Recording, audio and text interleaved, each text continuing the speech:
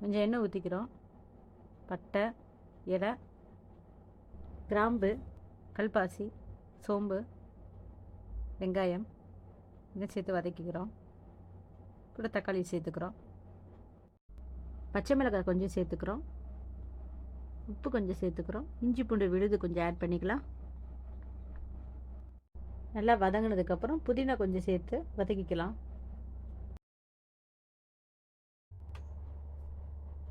மல்லித்தூள், கரம் மசாலா, தனி மிளகாய் தூள் எல்லா மசாலாவும் ஆட் பண்ணிக்கிறோம். சுத்தம் பண்ணி வச்சுருந்த மட்டன் சேர்த்துக்கிறோம்.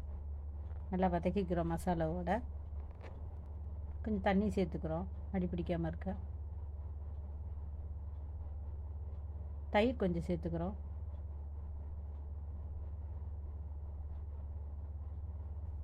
தண்ணி சேர்த்துக்கிறோம் தேவையான அளவு.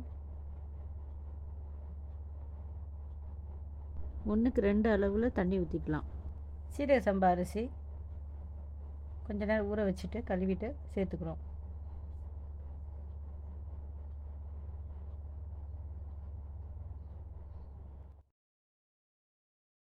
இந்த தண்ணி கொஞ்சம் கம்மியாகும். தண்ணி கொஞ்சம் வத்திருச்சுங்க. இந்த பதத்தில் இறக்கி வச்சுக்கலாம்.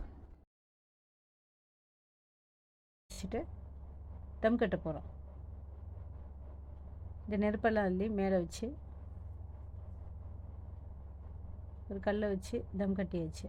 இப்போது கொஞ்ச நேரம் கழித்து நெய் ஊற்றி மட்டன் பிரியாணியை மட்டன் ரொம்ப நல்லா வெந்திருக்குங்க. மட்டன் பிரியாணி ரெடி ஆயிடுச்சு.